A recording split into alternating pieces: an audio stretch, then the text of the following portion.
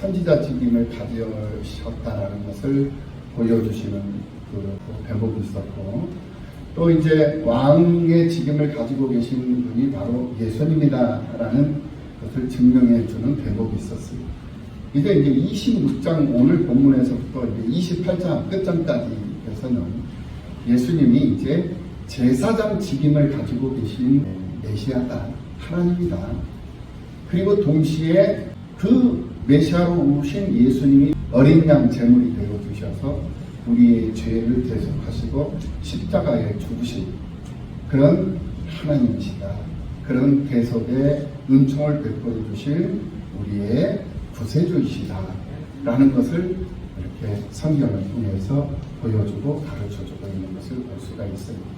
우리가 왜 예수를 믿느냐, 우리가 예수를 믿어야 하는 이유가 뭐냐, 바로 이 마태복음 말씀만 통해서 보더라도 우리가 믿는 예수님은 선지자 중에 선지자요, 왕 중에 왕이요, 제사장 중에 대제사장으로서 친히 당신이 우리의 대속 제물이 되어주시고, 그리고 약속하신 대로 십자가에 우리의 모든 죄와 허물을 대속하시고 죽으시고, 약속하신 대로 3일 만에 또 부활하시고 40일 동안 500명의 사람들 앞에서 갈릴리 해변에서 당신이 부활하셨음을 40일 동안 함께 동고동락하시면서 증명해 주시고, 구름을 타고 하늘 보좌 우편에 오르셔서 앉으셨습니다.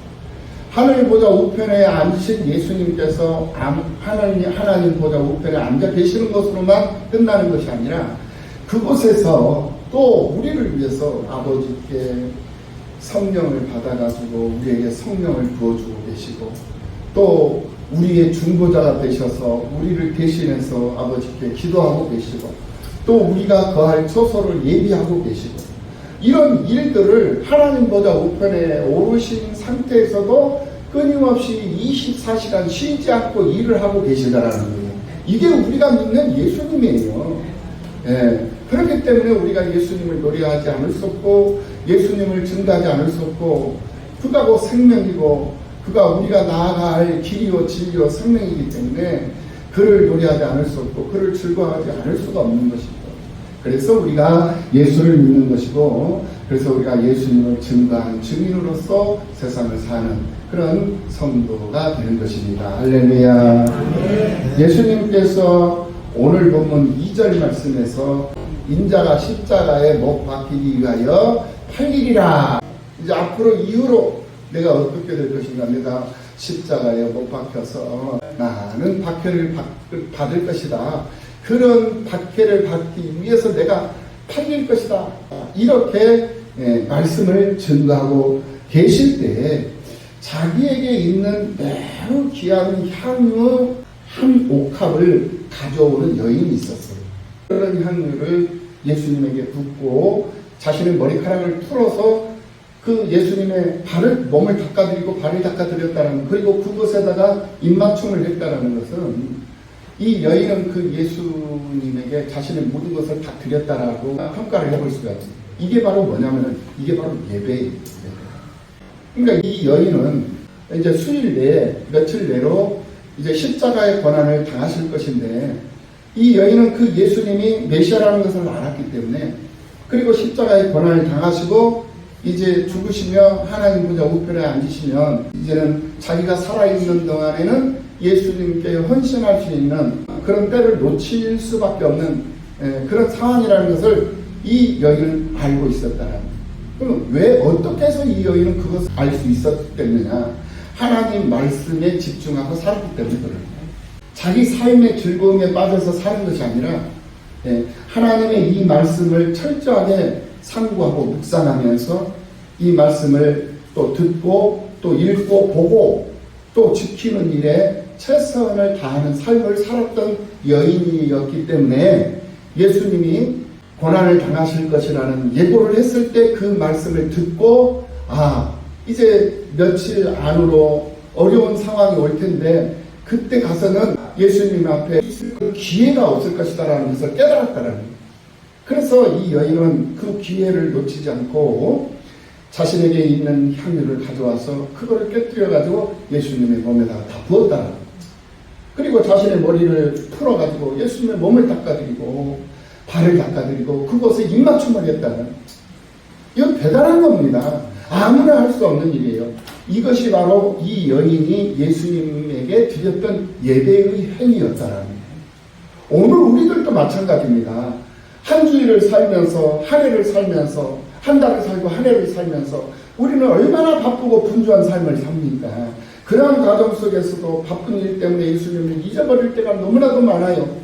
그리고 내 어떤 계획과 내 어떤 목표를 이루기 위해서 힘쓰고 애쓰다 보니, 분주하다 보니 예수님을 또 잃어버리고 살 때가 많습니다. 그리고 어떤 상황에서는 또 예수님을 부인할 때도 많아요. 예수님이 원하시는 뜻을 따라 살지 못할 때도 많아요. 내 뜻대로 살아버릴 때도 많단 말입니다. 예. 그런 정말 모자라고 부족한 그런 허물투성이 부족함 밖에 없는 그런 모습으로 우리는 세상을 살고 있잖아요. 그럼에도 불구하고 우리는 매주 이렇게 하나님이 허락해 주신 재단에 나와가지고 하나님 앞에 예배를 드리는 그런 예배자로 우리가 지금 삶을 살아가고 있거든요. 그럼 이게 오늘 드려진 예배가 마지막 예배일 수도 있어요. 우리는 이거를 깨달아야 돼요. 다음 주가 있을지 그 다음 주가 있을지 우리는 보장 못해요. 요즘 세상이 하도 험악한 세상이기 때문에 어떤 상황이 이룰지 우리는 모른단 말이에요. 그렇기 때문에 한 번 드려진 이 예배가 마지막 예배다라고 생각을 하고 최선을 다해서 정말 목숨을 다해서 힘을 다해서 나의 모든 것을 다 하나님 앞에 드리는 심정으로 예배에 집중하고 예배의 최선의 모습으로 하나님 앞에 다가가야 된다는 거예요. 예배에 들어가야 된다는 거예요. 그리고 그 예배를 하나님 앞에 온전히 드릴 수 있는 우리가 되어야 된다는 거예요. 오늘 이 본문에 나오는 이 여인처럼 말입니다. 오늘 이 성경 복음서에 보면은 이 옥합을 깨뜨린 이 여인은 새 여인으로 등장을 하고 있는 것을 볼 수가 있습니다. 오늘 본문에 나오는 이 옥합을 깨뜨린 이 여인은 세 번째 여인입니다. 그리고 두 번째 나오는 여인은 요한복음 12장 1절 이하 8절에 나오는 나사로의 동생 마리아입니다. 그리고 첫 번째로 등장하는 한 여인은 누가복음 7장 36절 이하에 나오는 여인입니다. 예수님의 사역 초기에 죄를 지은 한 여자가 향유를 담은 옥합을 가지고 예수님께 왔다라는 거예요.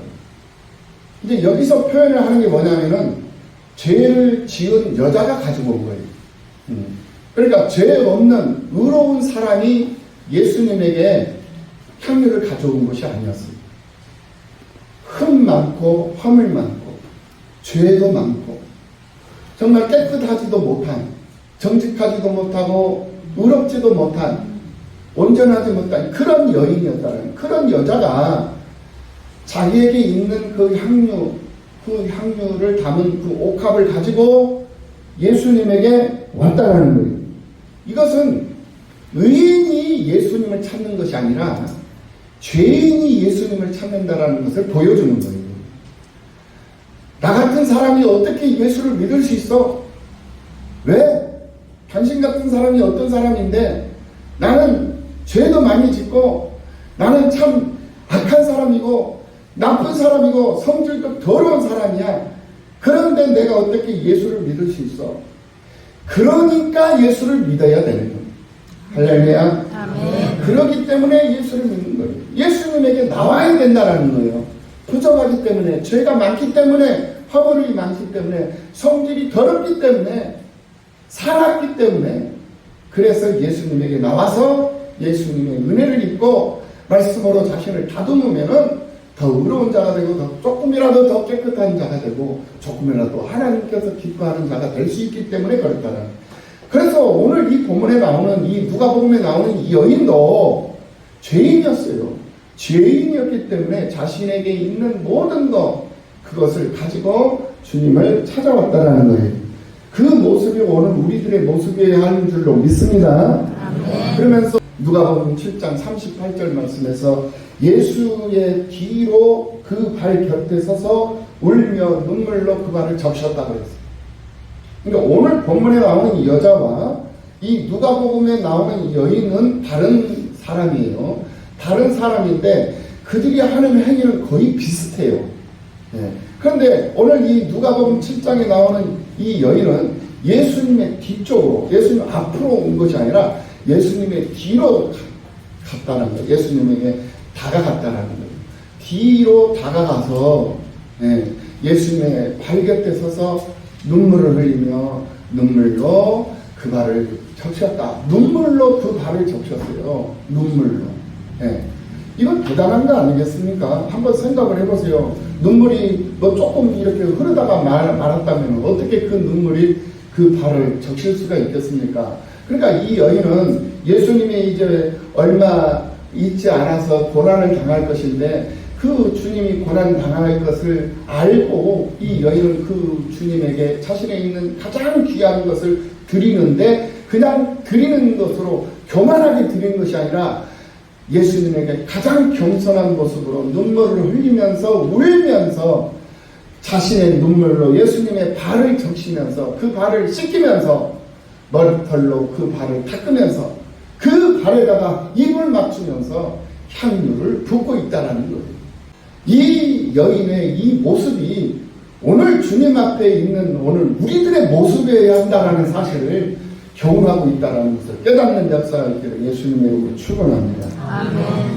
그러면서 39절에서 바리새인이 그것을 보고 이 사람이 이 바리새인이 예수님의 예수님에게 하는 그 여인의 그 행위를 보고 또 예수님의 모습을 보면서 마음에 혼자 속으로 예수님 앞에 감히 말을 못하고 혼자 마음으로 이르기를 이 사람이 만일 선지자라면 예수님이 만일 선지자라면 자기를 만지는 이 여자가 누구며 어떤 자인지 알 텐데 저 여자가 죄가 많은 죄인인 줄 알 텐데 그걸 그대로 내버려도 죄인이 자신의 몸을 만지는데도 내버려도 이렇게 이 바리새인이 혼자 마음속으로 생각을 하면서 궁시렁 하고 있다는 거예요.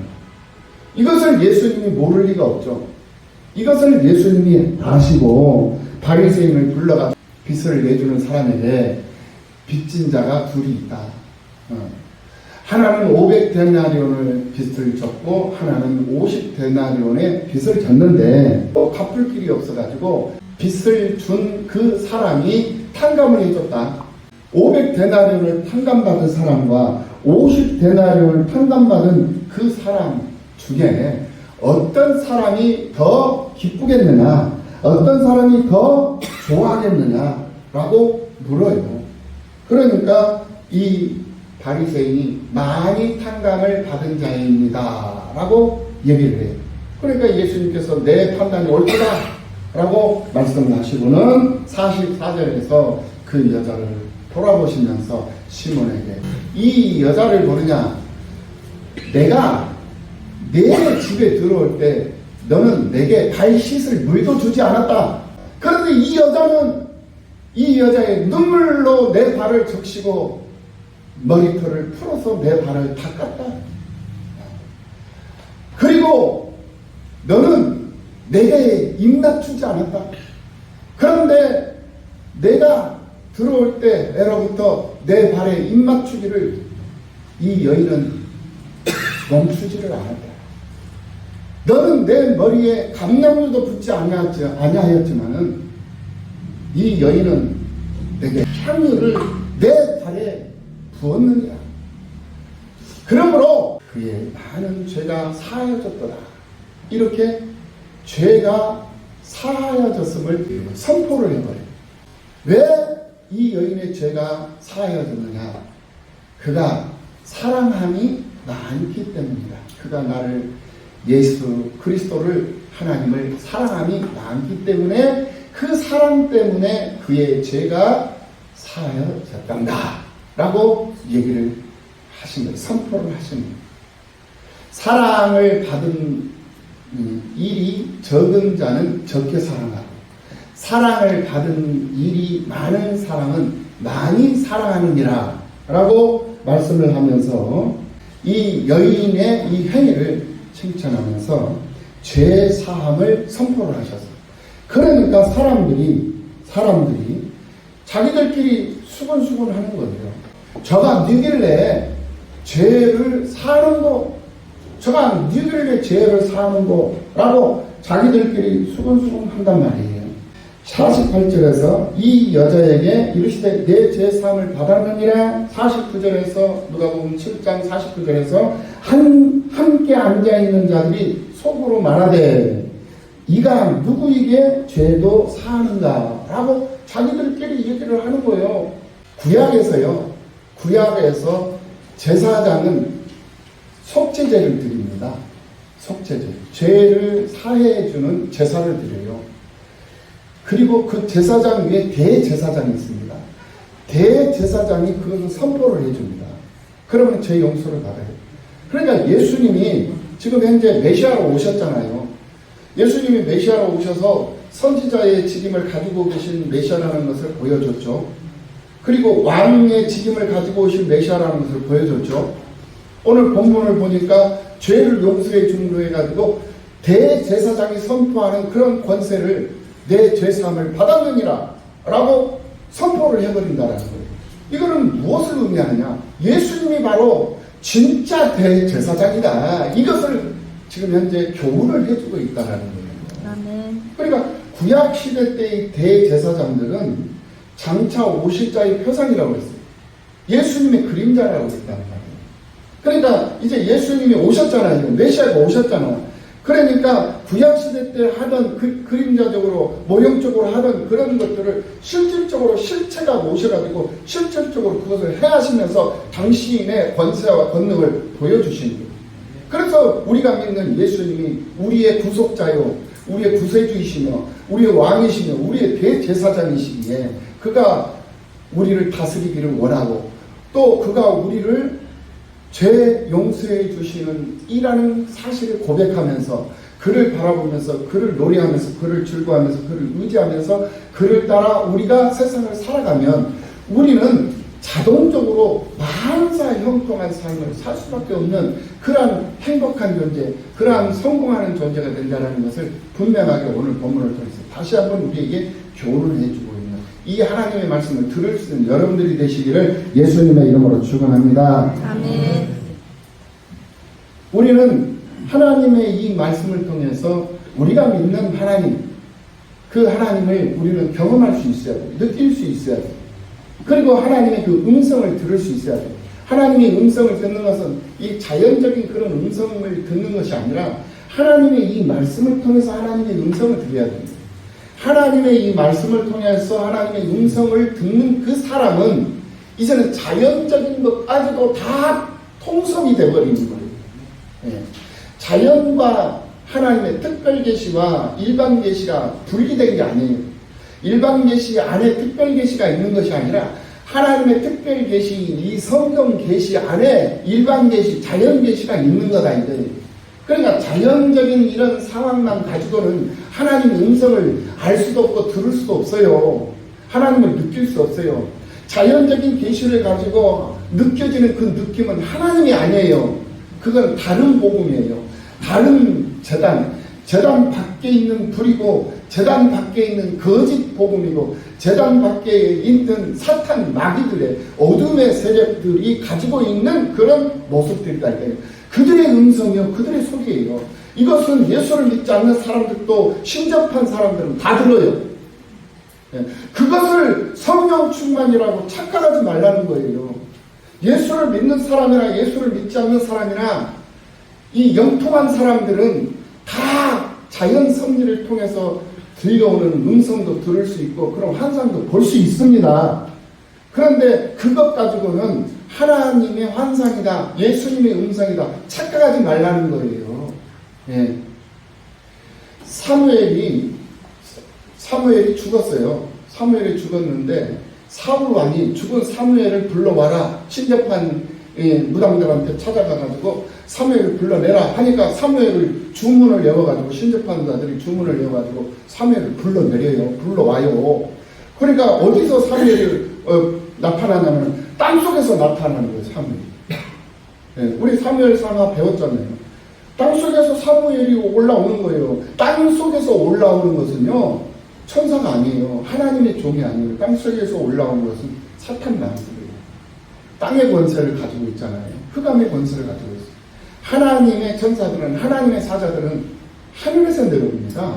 땅에서 올라오잖아요. 그런데 사무엘이 땅에서 올라와요. 그래서 똑같아요. 사무엘의 음성도 똑같고 모습도 똑같고. 예. 그런데 그것이 뭐냐? 사무엘을 가장한 변장한 귀신들이었다라는 거예요. 이거를 알아라는 거예요.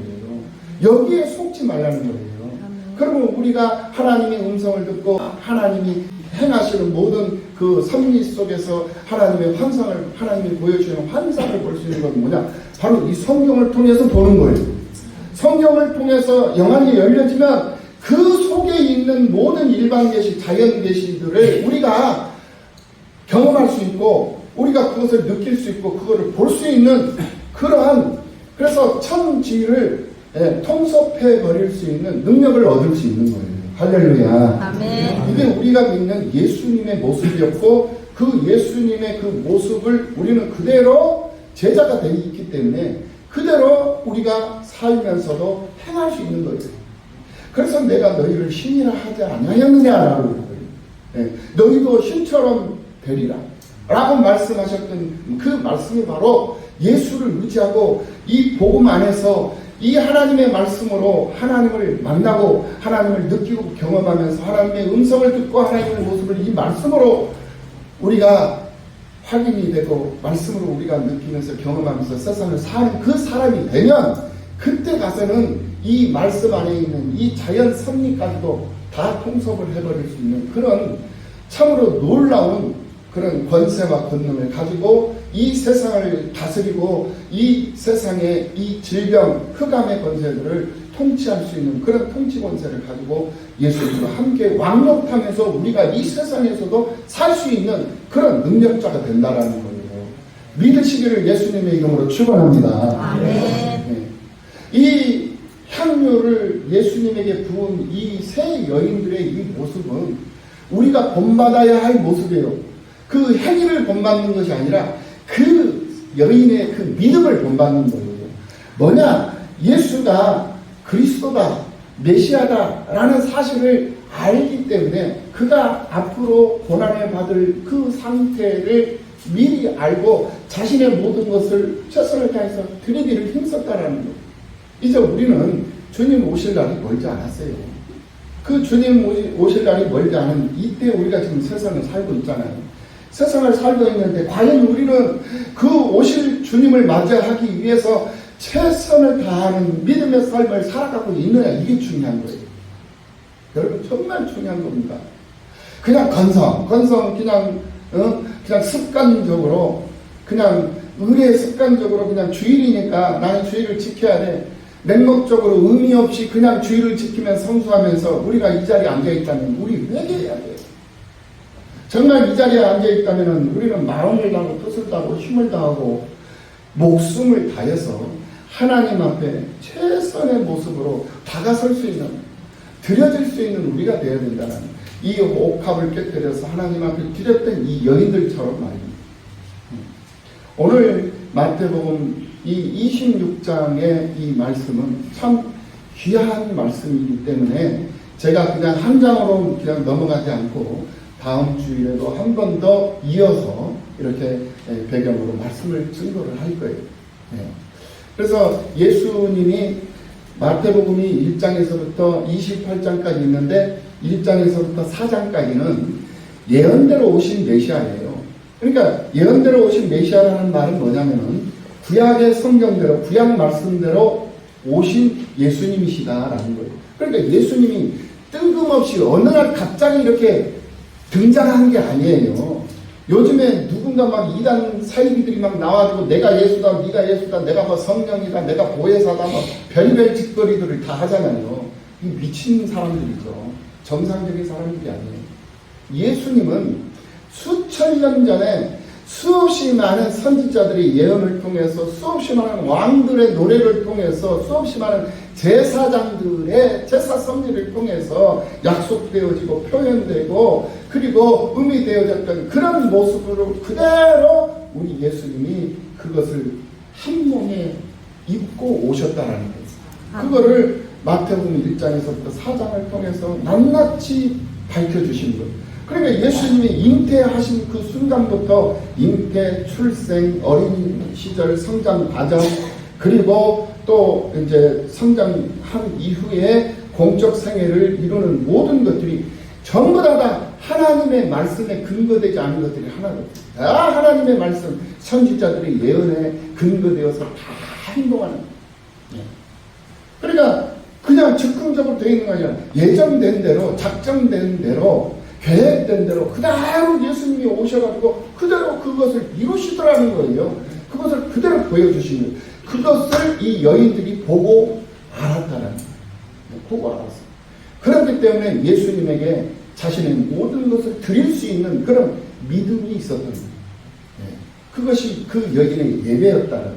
오늘 우리들도 이 여인들처럼 정말 시간을 드리고 건강을 드리고 자신의 재능을 드리고 모든 것을 하나님 앞에 우선적으로 드릴 수 있는 그런 믿음의 사람이 된다면 하나님은 그 사람을 귀히 여기시게 되어져 있어요. 사랑을 많이 받았기 때문에 그 여인이 하나님 앞에 표현하는 그 사랑의 표현이 많았던 거예요. 여러분들은 하나님 앞에 사랑을 얼마큼 받으면서 살고 있습니까? 조금 받고 살고 있습니까? 많이 받고 살고 있습니까? 여러분 원하시는 부분이 하나님의 사랑을 많이 받기를 원하십니까? 조금 받기를 원하십니까? 많이 받기를 원하십니까? 그러면 하나님의 사랑을 많이 받으면서 살기를 원한다면 여러분들은 어떻게 해야 돼? 여러분들도 하나님을 조금 사랑해야 돼? 많이 사랑해야 돼? 많이 사랑해야 되는 거예요. 기브 앤 테이크잖아요. 많이 사랑해요.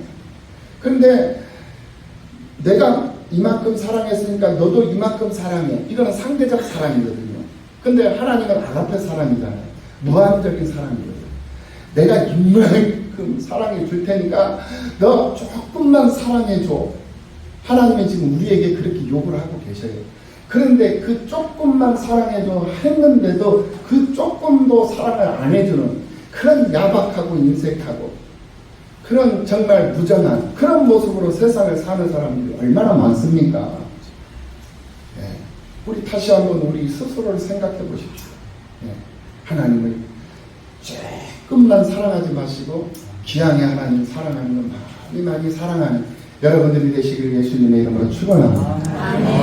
그런데 그렇게 나는 최선을 다해서 하나님을 사랑하면 우리 하나님은 더 많이 사랑해 주신다니까요. 우리의 삶 속에 오셔서 나는 내 눈으로 볼 수 있는 이 영역, 상황의 영역은 2km 반경입니다. 사람이 시력으로 볼 수 있는 반경은 2km.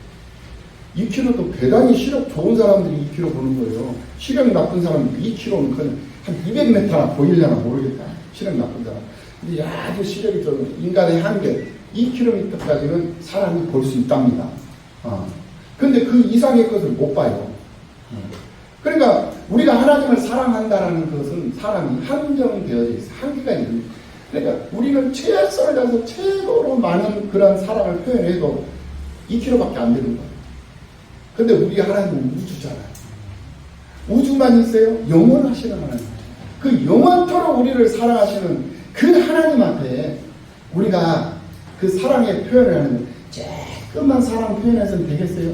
정말 이 여인들처럼 옥합을 깨뜨려서 향유를 부을 수 있는 그런 담대함, 그런 믿음, 그런 사랑하는 마음, 그런 마음으로 하나님을 가까이 하고 하나님을 찾고 하나님을 의지하고 하나님을 바라보고 하나님을 붙잡고 산다면 우리 하나님은 절대로 그 사람을 외면하시지 않는다. 그분을 하나님은 크게 대하시고 누르고 흔들어 넘치도록 하나님이 채워주신다.